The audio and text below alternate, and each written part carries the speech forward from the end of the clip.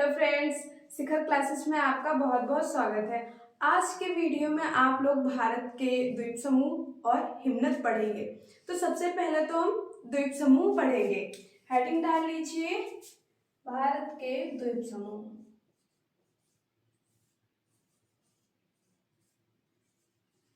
भारत के द्वीप समूह।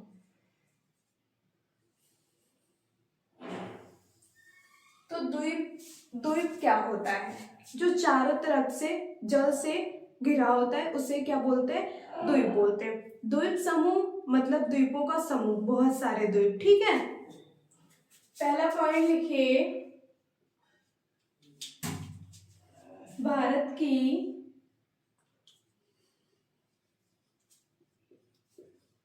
की समुद्री सीमा के अंतर्गत,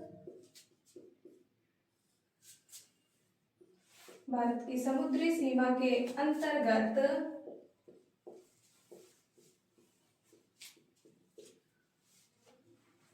1256 द्वीप आते हैं।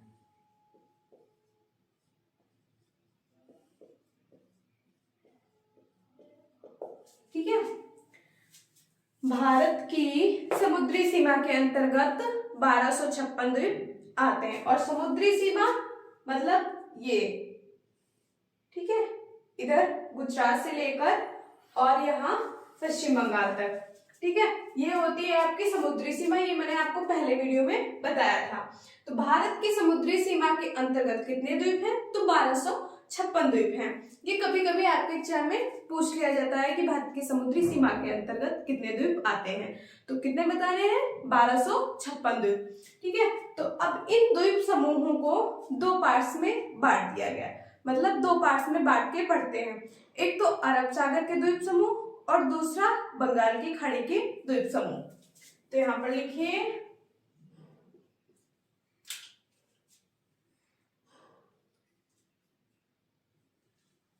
एक तो लिखिए बंगाल की खाड़ी के द्वीप समूह, बंगाल की खाड़ी के द्वीप समूह, और दूसरा हो जाएगा आपका अरब सागर के द्वीप समूह, अरब सागर के द्वीप समूह। ठीक है,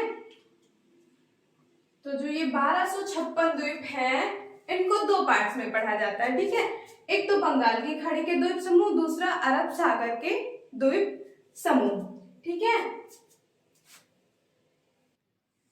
ठीक है, तो दो पार्ट्स में पढ़ेंगे, एक तो बंगाल की खाड़ी के द्वीप समूह और एक अरब सागर के द्वीप समूह।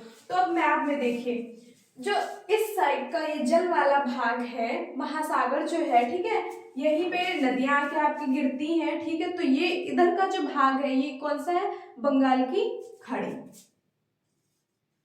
बंगाल की खाड़ी। और जो आपके पश्चिम का भाग है, मतलब ये वाला, यहां पर आपका क्या है? अरब सागर, अरब सागर। अब देखिए, मैंने यहाँ पे कुछ बनाया हुआ है, मतलब ये कुछ आकृति है। तो यही है क्या? आपका लक्षद्वीप समूह। ये क्या है? आपका लक्षद्वीप समूह, लक्षद्वीप समूह। और जो ये वाली आकृति है, ये क्या है? अंडमान निकोबार द्वीप समूह, अंडमान निकोबार द्वीप समूह।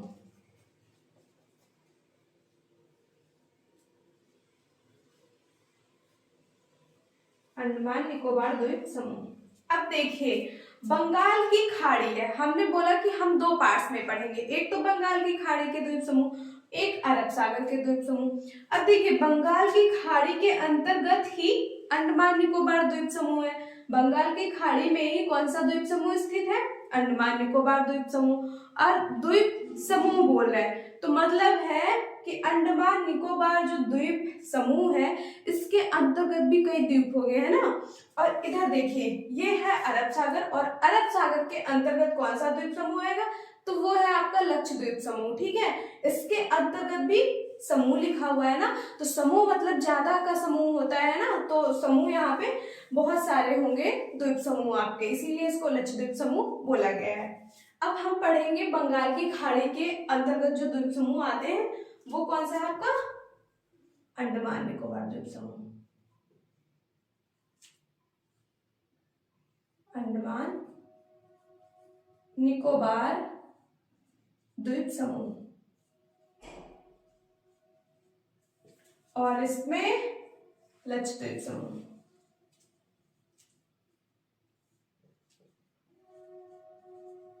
ठीक है, अब यहाँ पे मैं सबसे पहले तो बताऊंगी आपको कि अंडमान निकोबार द्वीप समूह के अंतर्गत प्रमुख द्वीप कौन से हैं। ठीक है, तो यहाँ पर डाल लीजिए अंडमान निकोबार द्वीप समूह।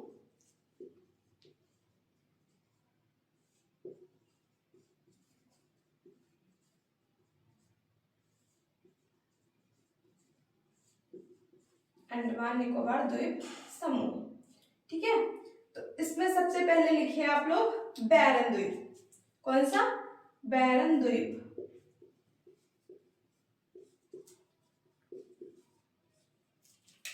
बैरन द्वीप, जो बैरन द्वीप है उसको सक्रिय ज्वालामुखी कहा जाता है।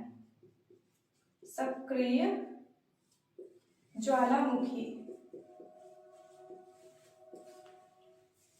मतलब जो बैरन द्वीप है वो एक सक्रिय ज्वालामुखी है। अगला पॉइंट लिखिए कि यह भारत का ही नहीं, यह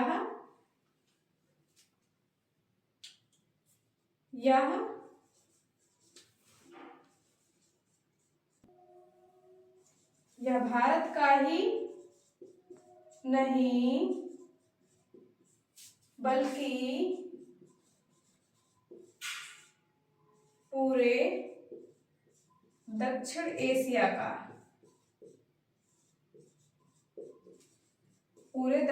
एशिया का, एकमात्र सक्रिय ज्वालामुखी है।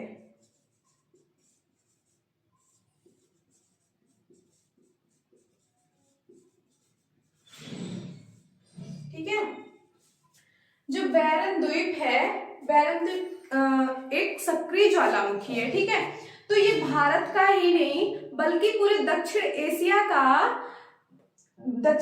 का एकमात्र, मतलब ये अकेला ऐसा ज्वालामुखी है जो पूरे दक्षिण एशिया का सक्रिय ज्वालामुखी है। ठीक है, तो बैरन द्वीप कैसा है, एक सक्रिय ज्वालामुखी है। और ये आपसे आपके एग्जाम में पूछा जा सकता है कि कौन सा द्वीप एक सक्रिय ज्वालामुखी है, तो कौन सा द्वीप है, बैरन द्वीप एक सक्रिय ज्वालामुखी है। उसके बाद देखिए नारकोडम।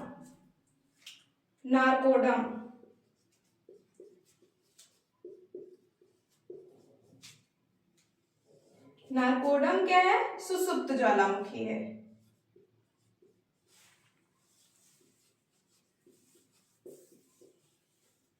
सुसुप्त ज्वालामुखी, देखो सक्रिय ज्वालामुखी जहां पर ज्वालामुखी के विस्फोट होते रहते हैं। ठीक है, उनके अंदर क्या होता है, लावा उबलता रहता बनता रहता एकदम गरम है ना, तो वो विस्फोट हो जाता है। लेकिन सुसुप्त ज्वालामुखी क्या होता है कि उनमें जो ज्वालामुखी विस्फोट है वो नहीं होता, या फिर कभी बहुत पहले हुआ होगा। सुसुप्त मतलब सो रहे हैं अभी वो, है ना। सुसुप्त का मतलब भी यही होता है कि वो कोई काम नहीं कर रहे हैं, या फिर उनके अंदर जो लावा है वो उबल नहीं रहा है। और सक्रिय जो विस्फोट जिसमें होता रहे। ठीक है, तो नारकोडम कैसा है, सुसुप्त ज्वालामुखी है। और इसमें बहुत कंफ्यूजन होता है, इसलिए आप लोगों को अच्छे से याद रखना है कि जो बैरन द्वीप है वो एक सक्रिय ज्वालामुखी है, लेकिन जो नारकोडम है वो सुसुप्त ज्वालामुखी है। उसके बाद देखिए जॉन लॉरेंस द्वीप। जॉन लॉरेंस द्वीप। और जो जॉन लॉरेंस द्वीप है इसका नाम बदलकर क्या रख दिया गया, देखिए, नेताजी सुभाष चंद्र बोस। नेताजी सुभाष चंद्र बोस द्वीप।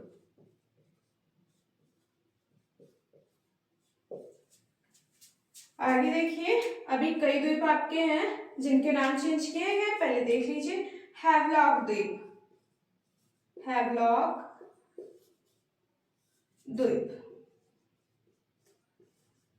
हैवलॉक द्वीप जो है उसका नाम बदलकर रख दिया गया है स्वराज द्वीप, स्वराज द्वीप। उसके बाद आपका आता है नील द्वीप, नील द्वीप। नील द्वीप का नाम बदलकर रख दिया गया है शहीद द्वीप, शहीद द्वीप। ठीक है, तो अब देखिए यहां पर कि जो जॉन लॉरेंस द्वीप है उसका नाम बदलकर क्या रख दिया गया है, नेताजी सुभाष चंद्र बोस द्वीप।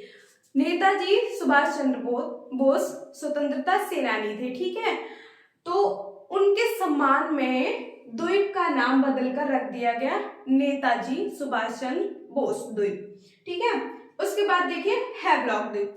हैवलॉक द्वीप जो है उसका नाम बदलकर रख दिया गया स्वराज द्वीप। ठीक है, नील द्वीप, नील द्वीप का नाम बदलकर रख दिया गया शहीद द्वीप।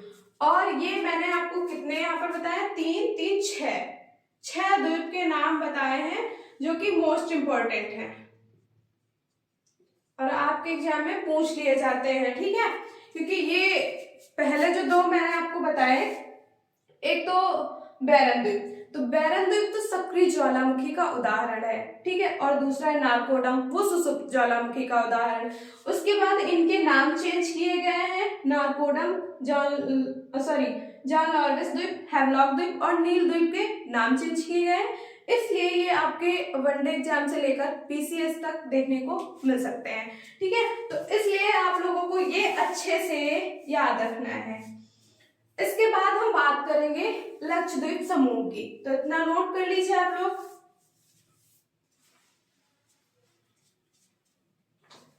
और यहाँ पे कभी कभी क्वेश्चन भी मैंने आपको बताया था कि पूछ लिया जाता है कि कितने द्वीप समूह है, तो 1256 है। यहाँ पर देखिए बंगाल की खाड़ी के अंतर्गत कौन सा द्वीप समूह आएगा, अंडमान निकोबार द्वीप समूह। तो ये भी आप लोगों को याद रखना है कि जो अंडमान निकोबार द्वीप समूह है वो किसके अंतर्गत आएगा, तो बंगाल की खाड़ी के अंतर्गत आएगा। ठीक है, इसी प्रकार जो लक्षद्वीप समूह है वो किसके अंतर्गत आएगा, तो वो आएगा अरब सागर के अंतर्गत।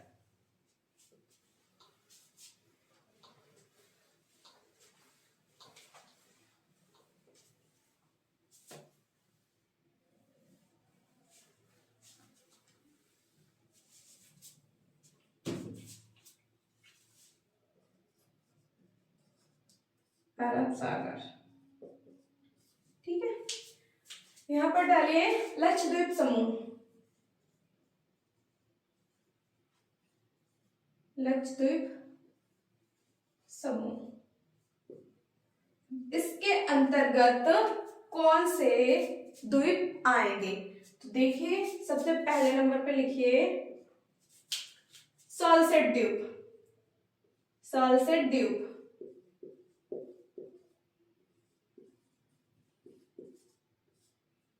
उसके बाद एलिफेंटा द्वीप, एलिफेंटा द्वीप,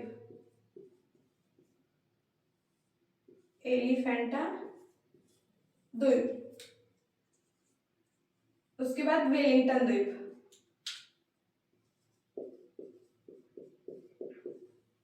वेलिंगटन द्वीप। उसके बाद आपका एक और इंपॉर्टेंट है, वो है सर क्रीक द्वीप, सर क्रीक द्वीप। जो लक्षद्वीप समूह है उसके अंतर्गत है तो और भी, लेकिन आपके जो परीक्षा की दृष्टि से है वो ये इंपॉर्टेंट है, इसलिए मैंने आपको इंपॉर्टेंट चीजें बताई हैं। जो लक्षद्वीप समूह है उसके अंतर्गत एक तो आपका सॉल्सेट द्वीप, दूसरा एलिफेंटा द्वीप, उसके बाद वेलिंगटन द्वीप और उसके बाद है आपका सर्करीट द्वीप। जो सालसेट द्वीप है वो मुंबई में है, मुंबई। बात करी जाए एलिफेंटा द्वीप की तो वो भी मुंबई में है, और वेलिंगटन द्वीप तो वो भी मुंबई में है। जो सर्करीट द्वीप है वो कच्छ के रण में, कच्छ के रण, गुजरात में।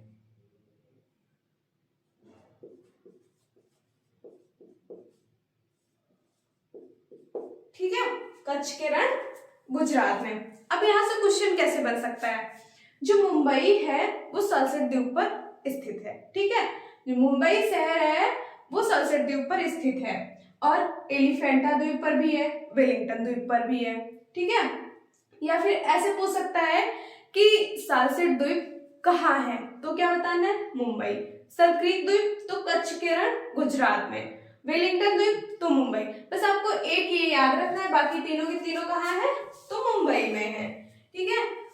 लक्षद्वीप समूह में बस इतने ही थे, वो आपको देखने हैं। बंगाल की खाड़ी में जो अंडमान निकोबार द्वीप समूह के अंतर्गत आएंगे वो थोड़े से, वो जो मैंने बताया वो आपको मोस्ट इंपॉर्टेंट थे और वो पूछ लिए जाते हैं, ठीक है, इधर आपके पढ़ेंगे और ये यहाँ पे पढ़ेंगे आपके।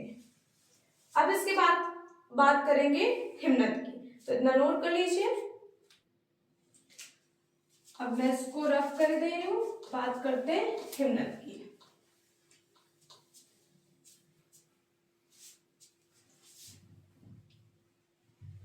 भारत के प्रमुख हिमनद,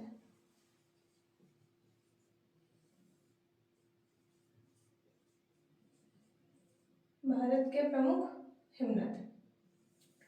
तो हिमनद क्या होता है, सबसे पहले ये जानना जरूरी है।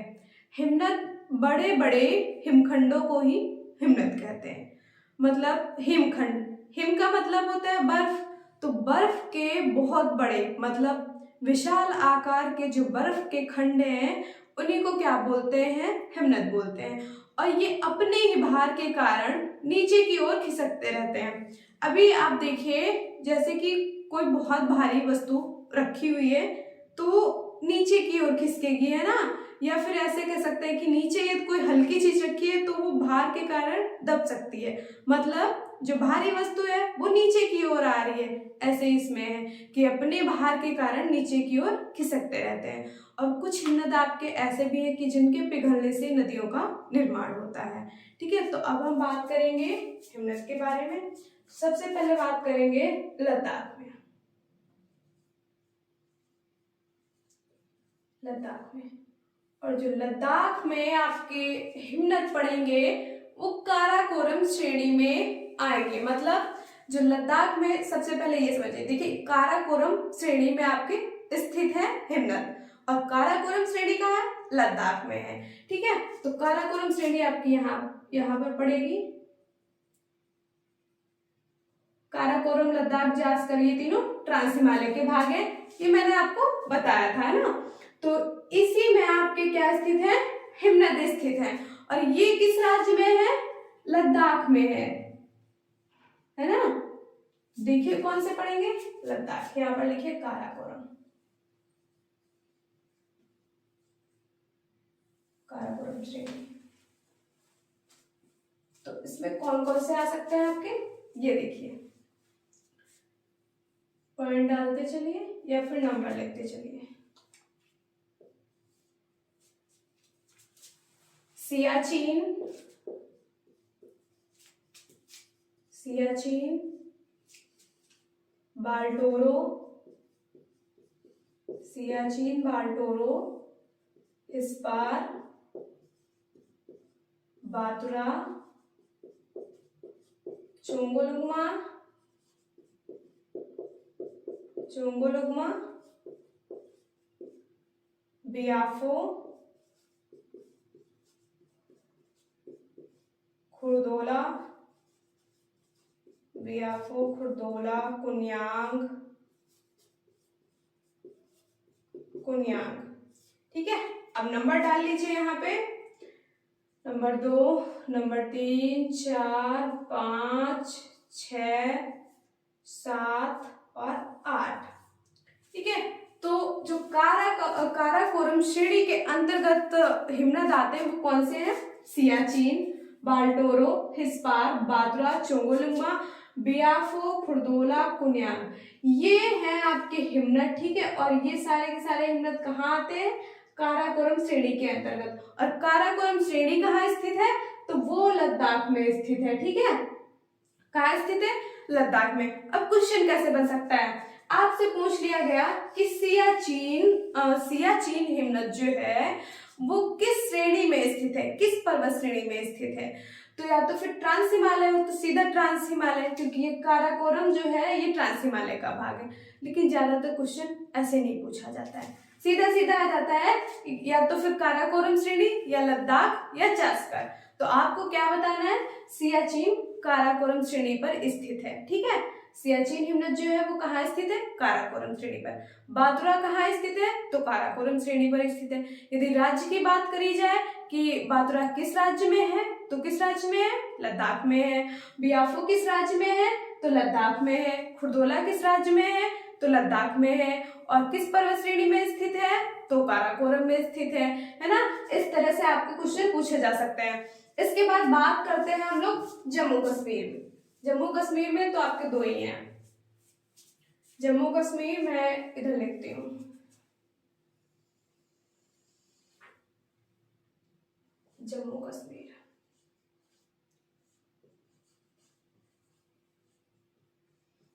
जम्मू कश्मीर में कौन सा है आपके?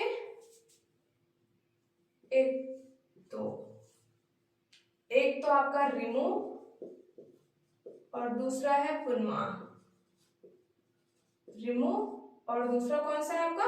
पुनमा है।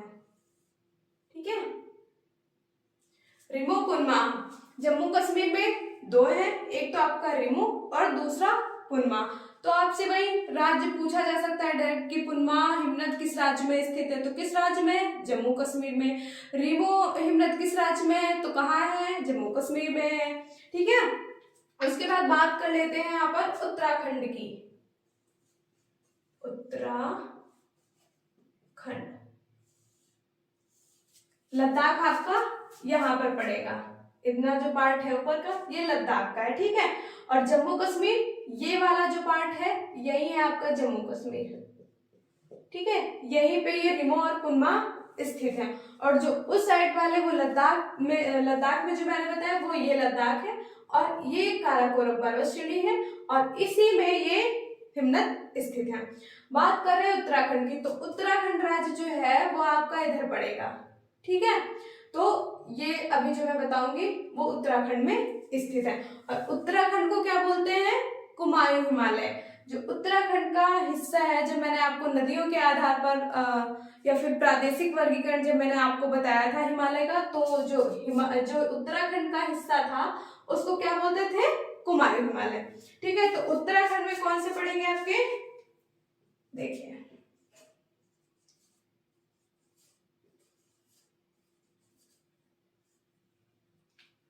गंगोत्री, गंगोत्री, यमुनोत्री, गंगोत्री, यमुनोत्री, मिलाम,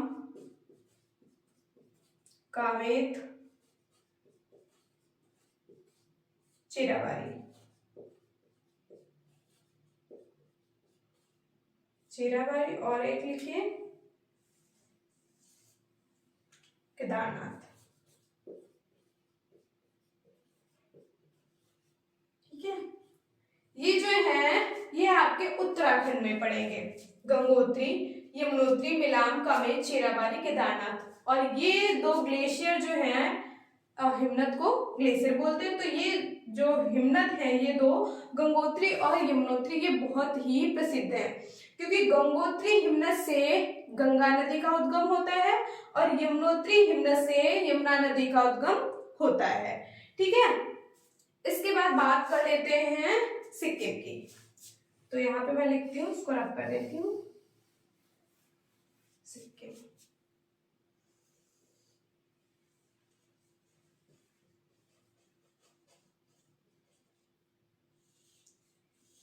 ठीक है, तो सिक्किम में भी 2 ही हैं, एक तो आपका कंचनजंगा,